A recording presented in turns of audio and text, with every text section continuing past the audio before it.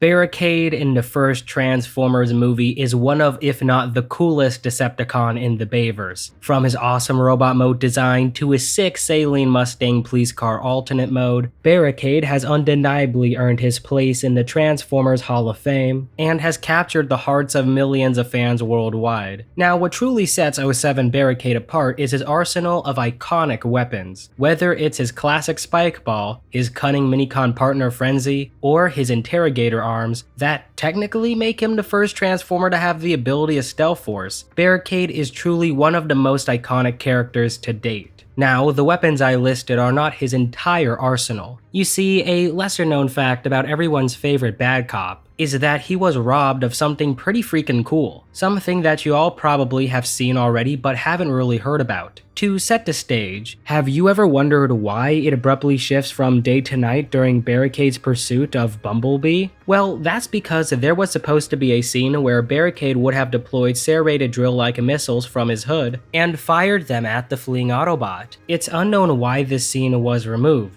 But considering we have an image of the prop, courtesy of production designer Sean Hayworth's website, we know that the scene was filmed. Now, as for how the scene would have played out, thanks to IDW's Transformers movie adaptation comic, which used an earlier version of the movie script to tell its story, we have a decent idea. According to the events illustrated in the comic, Barricade fired his missiles right after Sam and Michaela got into Bumblebee. However, in the film, this obviously didn't happen, and instead the two Cybertronians chase each other before duking it out. Now, though this scene in the comic takes place right after our heroes get into Bumblebee, for the film, I believe it would have been placed right here between these two scenes for two distinct reasons. One, of course, being the time discrepancy between these two shots, and two, Barricade losing track of Bumblebee in the second shot. As we can see in this shot, B was able to get so far out of Barricade's sight that he was able to hide in this corner. However, in the shot before, there is no way that Bumblebee would have been able to get that lead on Barricade. Yes, B does juke him, but Barricade was able to course correct fairly quickly and continue his pursuit. However, at the end of the day, it's impossible to know how this scene would have played out, and the only people who likely would of course be director Michael Bay and Sean Hayworth. Now, something interesting about the movie adaptation comic is that Barricade has two sets of missile launchers while in the image he only has one. And we know this since the hood has only been modified on the left side with an indent so the weapon could fit on top. However, things start to get more confusing when you factor in this weapon's other appearances. You see, in the various versions of Transformers the game, Barricade had two sets of these launchers, while Radio Shack's X-Mod's Evolution line of RC cars had an upgrade set for their Barricade model kit that included only one missile launcher. And lastly, Transformers Forged to Fight had Barricade as a playable character, and when he transformed, he only had one missile launcher. However, for some strange reason, it was on the right side of the car. So then, how many missile launchers is Barricade supposed to have? One or two? Well, the only way to answer this is to find the original piece of concept art for it. And luckily, after scouring the internet, I was fortunate enough to find it, thanks to a video by Edwin Cohn, posted on January 15th, 2008. We now have what is likely the only surviving image of this concept archived on the web. And as we can see, the concept art depicts a Barricade with two missile launchers. So then, why did the prop car only have one? Well, I might have a possible explanation for this, that being that they decided to change the design. After all, it is just a concept, and a lot of times what we see in the concept art isn't what we get in the final film. Take Blackout for example. In his concept art, he was depicted using the main rotor blade on his back as a weapon. This detail would later be seen on one of his most famous promotional renders, and even became an ability in Transformers the game. However, in the final film, he never used his back rotor blade as a weapon, and instead he used his tail rotor to get the job done. A similar example to this would be Ironhide's mask, which I have a dedicated video on if you want to check it out. As you guys can see, concept does not mean final. so this could be a potential explanation as to why only one launcher was made for his car. With that said, this still does not explain why some media depict a Barricade with one launcher and others with two. And well, my best guess as to why this happened is because some used the concept art as a reference, while others used Hayworth's or some other image we don't know about as a reference. We know that Transformers the game for a fact used concept art as a reference solely due to some of the designs and the abilities of the characters. We also know that the Transformers movie adaptation comic had to have used concept art as a reference as well, since its first issue came out a little under a month before the film. As for Radio Shack's X-Mod's Barricade, with the X-Mod's line being 1/28 scale representations of real-world vehicles, the line is clearly geared towards real-world accuracy, and so it's likely that images of Barricade's prop car were used over the concept art when it came to designing the toy, which can explain why it only has one launcher. As for Forged to Fight's Barricade design, I have no clue as to why they chose to put the launcher on the right side, despite all reference material that we know about of the solo launcher being on the left side of the hood. Maybe they were trying to be unique. Now, the last thing about Barricade's missile launcher that I would like to bring up is that based on this concept art, it appears that in robot mode it would have served as an over-the-shoulder missile launcher, and if this looks familiar, that's because the Human Alliance Barricade figure had this weapon, and if you transformed Barricade properly, you could make Frenzy look like he was firing off the missiles. And just like that, you made it to the end of the video. If you're still interested in some more Transformers content, check out this video where I break down how many Transformers Scourge has killed.